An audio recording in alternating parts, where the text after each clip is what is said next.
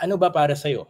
Anong kahulugan para sa'yo na lumaban dito para sa Trela in Manila 2 ngayong October 29 sa Araneta Coliseum?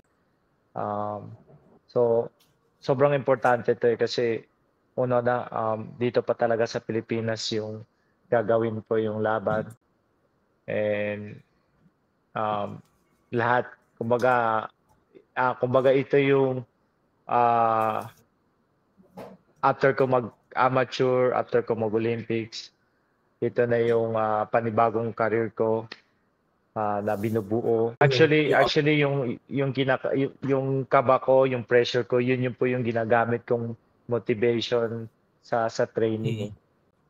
Yes po, yung parents ko po galing galing sa Buanga pupunta sa Manila para manood. So lahat ng mga I'm sure maraming mga Pilipino manonood dito.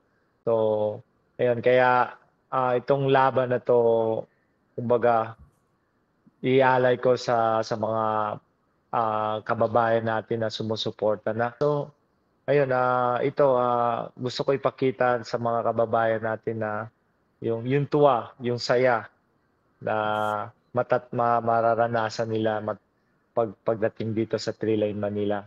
So, kaya, inihikayat ko sa mga Pilipino na suportahan yung laban namin dahil, kayo yung ano namin, eh, kumbaga diyan kami kukuha ng lakas pagdating sa laban namin dito sa Thrilla in Manila. sabi mo never pa na knockdown, at lahat pa ng panalo niya ay natapos via knockout. So may mataas itong knockout rate. Siguro masasabi ko na lang siguro, this time mas makikita niyo yung matured, mas professional na, humor martial. But this time, mas makikita niyo po yung, talagang, pang-professional na fight, pang-world title na laban. Abangan niyo po yung, masayang laban at, ah,